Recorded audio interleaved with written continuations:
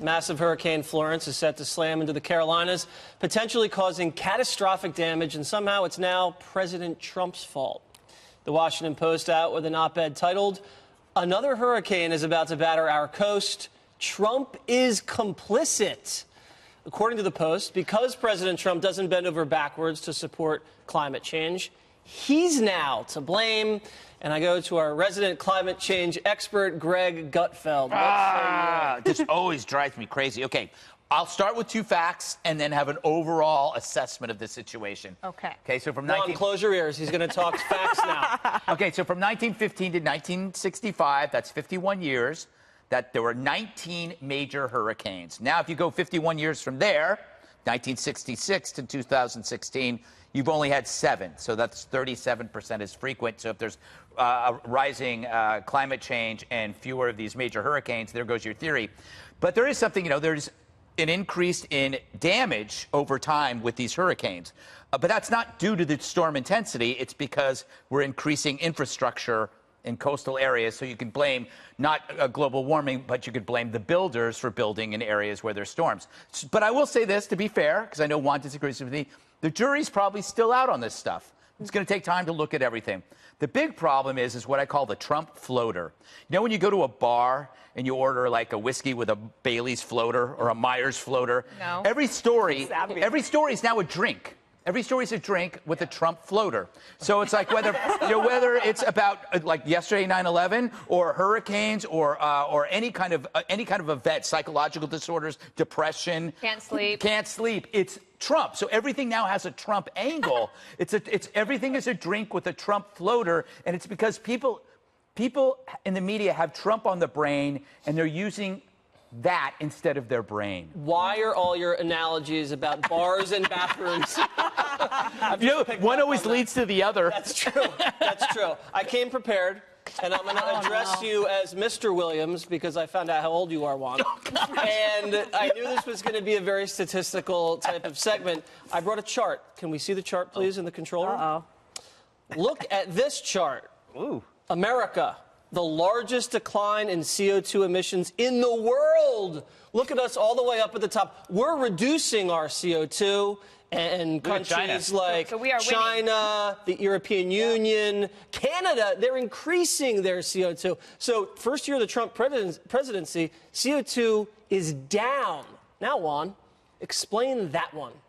Maybe you kept your mouth shut in the hot air, didn't get out. But I will say this. You have us as the #1 emitter of these gases, and you say we make some steps to pull back, and therefore everybody else is to blame? I don't get it. No, we're decreasing our CO2. Yes, we're decreasing, and we should be. China and India and the EU are increasing theirs. Well, because they have an increasing base of middle-class people, factories, and the like. They're still gaining a middle class. We're an established The EU economy. is gaining a middle class? They are. They're still, Okay, not Juan. the EU, but China, a lot of what they call the BRIC nations, Brazil, India. They're building up, Jesse. So the idea is that the United States, as a successful economy with a large middle class, would set an example about the need for reducing CO2 and emissions. We are, and you know how we're doing that? Not. Let me just fracking. No, we're not. That's why the statistics are what they are. Here's what the Washington Post editorial board said.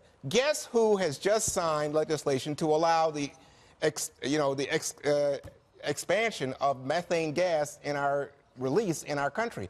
Donald Trump. Donald Trump and Republican orthodoxy has become, we're the contrarians. We don't believe these scientists. We don't believe any of this about increasing temperatures. And Greg, there have been increasing temperatures over the last dozen years in the world. Well, it's increasing temperatures under my collar because you're making me very angry, Williams. Mr. Williams. There you go. But the implication is then that the United States should take measures which often, frankly, are job-killing measures. Hundreds of thousands of people in this country lose their jobs because it hurts energy production, and these other sources of energy production are not yet ready to roll and compete with coal and otherwise. And other countries just get to do nothing, and we help them, we assist, we pay. Well, you're thinking a little... Because that was what the Paris Accord was about. No, it wasn't. And I think your frame is a little off there because the reality is that now alternative energy development has produced more jobs than, let's say, coal mining. Oh yeah, there's tons of windmill jobs out there, Juan. They're backed by power stations. Right.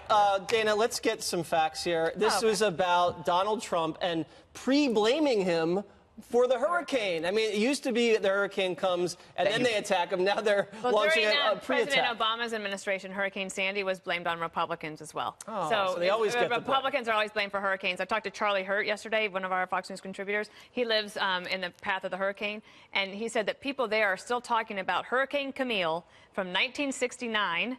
When it was a terrible hurricane, and that was before these rises.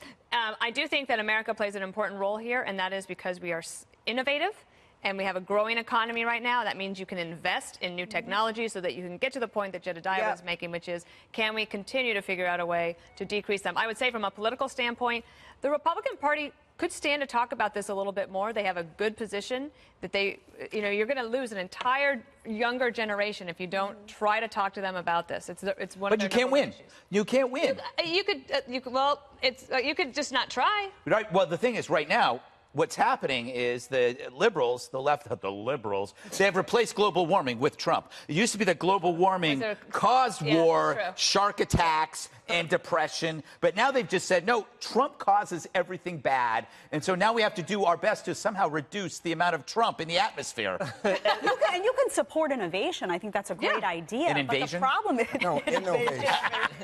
But the problem is that they want. First of all, the United States can't do this by ourselves. If we do great things when it comes to other energy sources, and the rest of the world doesn't follow suit, it's not going to accomplish anything. And also, if these other areas are not ready to compete with coal, I'm all for it. I'm all for these innovations. But if they're not ready, you can't kill one industry. Then all these people have nowhere to go, nowhere to work. So it has to. That's why the free market exists. Remember when Hillary Clinton said to the coal miners, we can help you move on, find new kinds of jobs, It was Hillary. She also said we want to put you out of business. Yeah, no.